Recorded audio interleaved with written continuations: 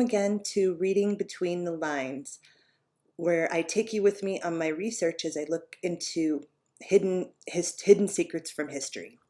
And today it looks like I found a connection between the flat earth and Tartaria, and I think I can explain why so many people, or there's so many clues that link Tartaria to the early colonies, to the early colonization of North America. So we're starting with this. It's basically, this was written in 1883. It's telling a story about 1883. It was released in 1904. It's basically a pamphlet of propaganda. There's even advertisements in it for the Grand Hotel. They don't tell you that's what it is, but if you just read through it, you can tell. It's the discovery of America and the conquest of the Moors by the Spaniards. And there's the first advertisement. They just keep interspersing that in here. But, oh, it's Christopher Columbus. I didn't know he looked like that. Anyway, he looks almost cartoonish there, doesn't he? So, you could tell that it's a piece of propaganda just by reading it, but this right here actually is the first clue. Let's see. I can read that for you guys real quick.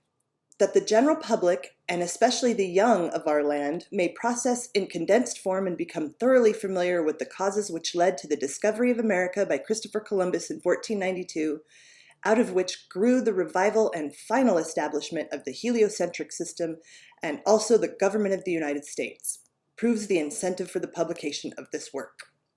So, there's an incentive to write this, and the incentive is to cement the final establishment of the heliocentric system, as well as the government of the United States. Isn't that creepy? And also make sure that Christopher Columbus is the one who gets credit for everything. And look, entered in according to the Act of Congress in the year 1883. Which act was that, per se? I'm going to have to look it up, but it just sounds a little bit like a propaganda act. I don't know. We'll see. I'll have to look it up. So then it just goes on to tell a flowery story about Christopher Columbus and the Moors here. And it's weird. It talks about the Moors and Tartary and how they just had these magnificently decorated palaces made of marble, and they're so beautiful. And then it just kind of skips to, hold on. Then it skips to Christopher Columbus just appealing to Queen Isabella to reach. He was actually he was trying to get to Tartary. That's what's so important. But I don't know why they built up the Moors like that and then just skipped to this part. But it says he formed the conclusion, this is Columbus, he formed the conclusion that if Marco Polo reached India, the kingdom of the Grand Khan of Tartary, by traveling eastward, he could certainly reach the opposite coast of India by sailing westward. So he was trying to get to Tartary. And you know how they call Native Americans Indians? What if they called North America Tartaria for a while? I have the feeling that they did. And I think that that's where all those references are. Whenever it's in literature or, in art, when they're saying the Tartaria, like the Thomas More poem with the Veiled Prophet about Tartaria, I think it's symbolically, for the people of that day, they understood when you said Tartaria that they meant North America, because that's where Columbus was trying to reach. But it's almost like they scrubbed that. They scrubbed that part from the history. So I'm thinking that Tartaria really wasn't a part of the Tartar, all the maps that show Tartaria and the Tartary. I don't think that they were necessarily attached to that kingdom. But when Columbus came here, he may have called it Tartaria because he thought he was going to India, the same reason why we still call the Native Americans Indians. Maybe we used to call them Tartarians. Don't know. So that's my theory on that. But then it goes on, imbued with the belief that he was God's chosen instrument to prove the severity of the earth. He constantly overturned the governments of his day. I mean, it's crazy, the propaganda here. And they just talk about the sphere over and over and over. And they talk about, okay, so I don't know what the Moors even have to do with this.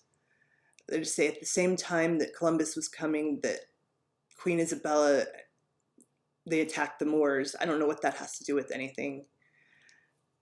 And then they go on and make fun of flat earth here. This is more propaganda. They ridiculed this theory of antipodes with their head hanging downwards, and it being contrary to the belief of their theologians and philosophers, in violation of their sacred scripture. See, they're making fun of Christians here.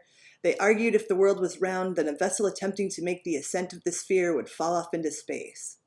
Which actually, that's what people, people who believe the heliocentric model say about flat earthers now. So they switched that up a little bit.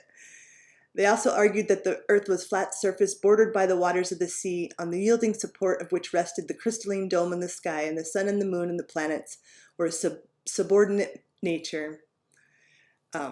Thus, their use being to give light to man who is elevated to supreme importance. So, yeah, more of that switcheroo there. So they're just basically saying that man is not important again. And then it says the parasitic geography had governed the Christian church for the 12 centuries and was its authority for rejecting the theory of the sphericity of the earth. So it's become a church against science thing this early. And so yeah, this is just, they go on and on about it. On and on about it. And again, they say Christopher Columbus and his discovery of America, gosh, at least 20 times in this. It's just ridiculous. Okay, and then another ad for the Grand Hotel. And then, okay, so there's more propaganda about the earth being round here. I mean, they really go on and on about it. That's kind of crazy. So he thought he was going to the Indies because the kingdom of the Grand Khan of Tartary was supposed to abound in gold, silver, and precious stones, and to contain inexhaustible wealth, which would inure to the benefit of Spain. So was that really the kingdom of the Grand Khan, or did they know something about North America? I don't know. But I really think that that's why Tartaria, the references in literature and everything is called Tartaria. I really don't think that it's ever been the same kingdom as Genghis Khan's kingdom. Anyhow, this just goes on about it. It doesn't get any more interesting, but, except for that picture, wow. It's the Grand Union Hotel in New York City, which is what all the advertisements are about.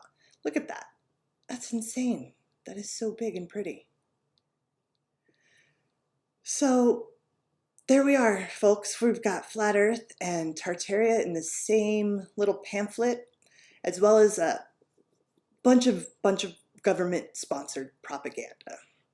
And I just wanted to share that with you. I hope you guys have a wonderful day, and I'll talk to you later.